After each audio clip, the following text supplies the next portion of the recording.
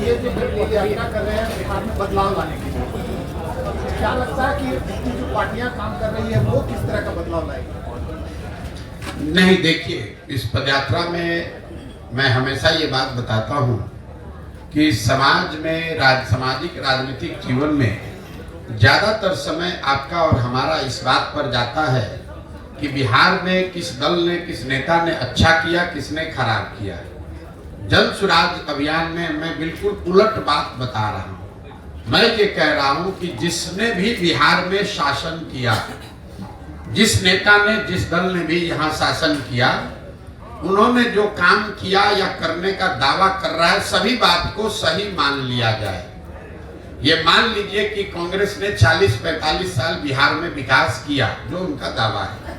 ये मान लीजिए कि 15 साल में लालू जी ने बिहार में सामाजिक न्याय की दिशा में काम किया, गरीबों को, पिछड़ों को आवाज दे दी, यही तो उनका दावा है। मान लीजिए, ये मान लीजिए कि नीतीश कुमार भाजपा के शासन में 18 साल में यहाँ पानी, बिजली, सड़क में थोड़ा सुधार हो गया।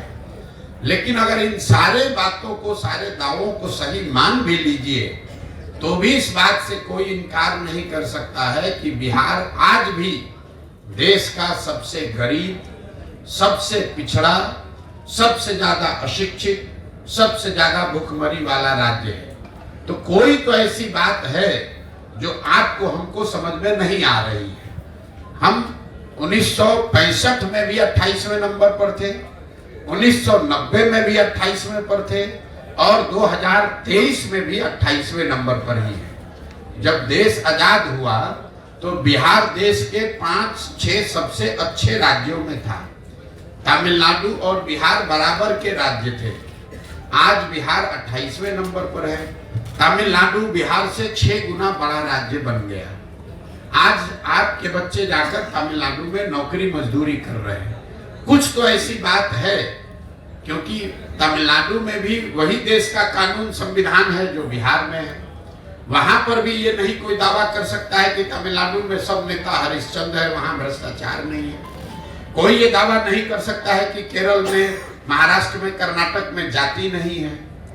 इन सब के बावजूद वहां तरक्की हुई है, कम हो या ज्यादा, तरक्की हुई है।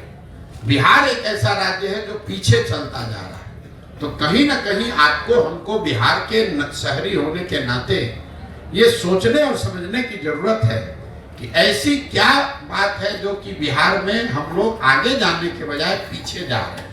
और मेरी जो अपनी समझ है, जो मैंने आपको बताया, इसकी वजह दलों और नेताओं में नहीं है, समाज में है। जब आपको, हमको अपने बच्चों की चिंता नहीं है तो कोई दल और नेता आपकी और हमारी चिंता क्यों करेगा? आप मोदी जी को देखिए। मोदी जी देश के प्रधानमंत्री हैं। वो गुजरात के भी प्रधानमंत्री हैं, बंगाल के भी प्रधानमंत्री हैं और बिहार के भी प्रधानमंत्री हैं। जब मोदी जी कल परसों बंगाल गए, वहां पर उन्होंने मेट्रो का उद्घाटन किया। अभी 2 दिन के बाद वो गुजरात जाएंगे, वहां सेमीकंडक्टर के फैक्ट्री का उद्घाटन करेंगे। कल मोदी जी बिहार आए थे, उन्होंने यहाँ जूट मिल, चीनी मिल की बात नहीं की। यहाँ पर वो क्या बात कर रहे हैं? लालू का डर दिखा रहे हैं कि हमको वोट नहीं दोगे, भाजपा को वोट नहीं दोगे, जंगल राज आ जाएगा। वे पूरे बिहार को हम 5 किलो अनाज खिला रहे हैं गरीबों को, इसलिए वोट दो। हमने मंदिर बना दिया, इसलिए वोट दो। मोदी जी वही हैं, लेकिन अलग अलग राज्य में अलग अलग तरीका लोग अपनाते हैं। क्यों? क्योंकि उनको भी मालूम है कि बिहार में लोग पढ़ाई और रोजगार नहीं मांग रहे हैं। बिहार में लोग 5 किलो अनाज मांग रहे हैं, हिंदू मुसलमान मांग रहे हैं, जाति मांग रहे हैं। तो आपको जातिगत जनगणना मिला। जो चीज आप लोकतंत्र में मांगेंगे वही तो मिलेगा। हम लोग इस पर चिंता करते हैं कि वोट किसको दिया जाए। मेरी अपनी 20 वर्ष की समझ है कि किसको आप वोट देते हैं ये जरूरी नहीं है।